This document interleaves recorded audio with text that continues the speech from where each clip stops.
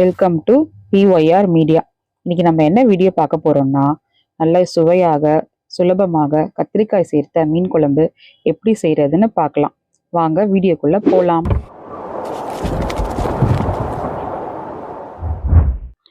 கத்திரிக்காய் மீன் குழம்பு செய்ய தேவையான பொருட்கள்: கடலை எண்ணெய், கடுகு, வெந்தயம், சீரகம், வெங்காயம், பச்சை மிளகாய், தக்காளி, கருவேப்பிலை, கத்திரிக்காய், புளிக்கரைசல், மிளகாய்த்தூள், உப்பு, மீன்.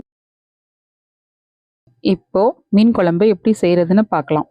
பாத்திரத்துல தேவையான அளவு கடலை எண்ணெய் சேர்த்துக்கிட்டேன். எண்ணெய் நல்லா காஞ்சதும் கடுகு 1 ஸ்பூன், வெந்தயம் 1 ஸ்பூன், சீரகம் 1 ஸ்பூன், இது மூணும் பொரிஞ்சதும் வெங்காயம், பச்சை மிளகாய், கருவேப்பிலை இதெல்லாம் போட்டு வெங்காயம் நல்லா பொன்னிறமாக வர வரைக்கும் வதக்கணும்.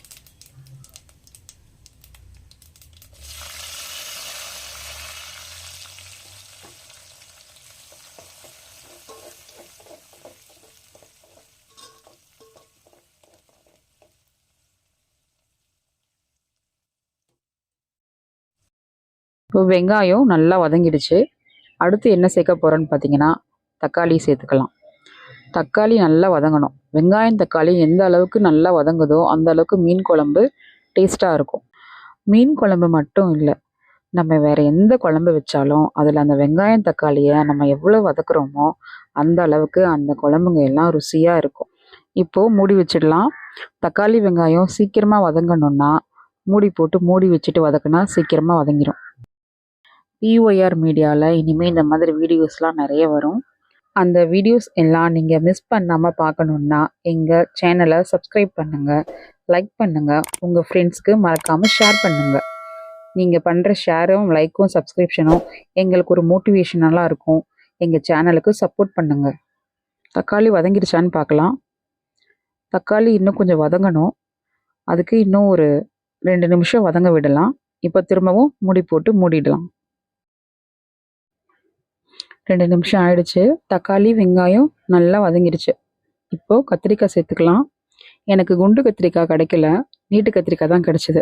குண்டு கத்திரிக்காவாக இருந்தால் அதை 4 கீறிட்டு சேர்த்துருந்தா அது இன்னும் நல்லாயிருக்கும். இதுவும் பரவாயில்ல, எப்படியும் சேர்த்துக்கலாம். கத்திரிக்காய் நல்லா வதங்கட்டும், ஒரு 2 நிமிஷம் வேகட்டும். மூடி போட்டு மூடி வச்சிடலாம். உங்களுக்கு என்னென்ன டிஷ்ஷு வேணுமோ நீங்கள் அதை கமெண்ட் பாக்ஸில் கமெண்ட் பண்ணுங்கள். நாங்கள் எங்கள் ஸ்டைலில் ஈஸியாக எப்படி செய்கிறோங்கிறத வீடியோ போடுறோம். இப்போது மூடிடலாம். ஒரு 2 நிமிஷம் வெயிட் பண்ணலாம். 2 நிமிஷம் ஆயிடுச்சு. கத்திரிக்காய் நல்லா வதங்கிருச்சு. இப்போது புளிக்கரைசல் சேர்த்துக்கலாம். நான் புளி கரைக்கும் போதே அதில் உப்பு போட்டு தான் கரைச்சேன். அதனால் நீங்கள் உங்கள் தேவைக்கு ஏற்ற மாதிரி உப்பு போட்டுக்கோங்க. இப்போது உங்கள் காரத்துக்கு ஏற்ற மாதிரி நீங்கள் மிளகாத்தூள் போட்டுக்கோங்க.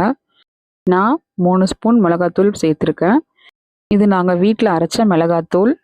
உங்கள் கிட்ட வீட்டில் அரைச்ச மிளகாத்தூள் இல்லைன்னா குழம்பு மிளகாத்தூள் வாங்கி யூஸ் பண்ணிக்கோங்க. இது நல்லா கலந்து விட்டுட்டு உப்பு காரம் போதுமானு கொஞ்சம் டேஸ்ட் பண்ணி பாருங்கள். பத்தலைன்னா சேர்த்துக்கோங்க. இதோட பச்சை வாசனை போகிற வரைக்கும் நல்லா கொதிக்க விடலாம். இப்போது மூடி போட்டு மூடிடலாம். ஒரு 10 நிமிஷம் நல்லா கொதிக்கட்டும். ஹைலே வச்சுருங்க. 10 நிமிஷம் ஆயிடுச்சு. திறந்து பார்க்கலாம். குழம்பு நல்லா கொதிச்சிடுச்சு. அது பச்சை வாசனை போயிடுச்சு. கத்திரிக்காவும் நல்லா வெந்துருச்சு. இப்போது மீனை போட்டுடலாம். போடுறதுக்கு முன்னாடி ஸ்டவ்வை சிம்மில் வச்சுக்கலாம். சிம்மில் வச்சுட்டு மீனை போட்டுடலாம். மீன் போடும்போது மொத்தமாக போட்டுறாதீங்க. ஒரு மீனாக எடுத்து தண்ணி இல்லாமல் போடணும்.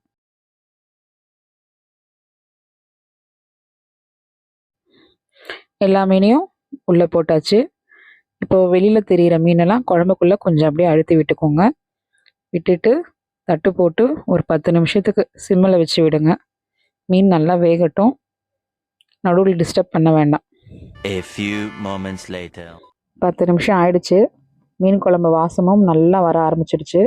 திறந்து பார்க்கலாம். மீன் நல்லா வெந்துருச்சு. அவ்வளோதான். இதோட குழம்பு ஆஃப் பண்ணிடலாம். சுவையான மீன் குழம்பு ரெடி ஆகிடுச்சு. நீங்களும் ட்ரை பண்ணி பார்த்துட்டு எப்படி வந்திருக்குன்னு கமெண்ட் பாக்ஸில் கமெண்ட் பண்ணுங்கள், லைக் பண்ணுங்கள், சப்ஸ்கிரைப் பண்ணுங்கள், உங்கள் ஃப்ரெண்ட்ஸ்க்கு மறக்காமல் ஷேர் பண்ணுங்கள். இவ்வளோ நேரம் எங்கள் வீடியோ பார்த்ததுக்கு ரொம்ப நன்றி.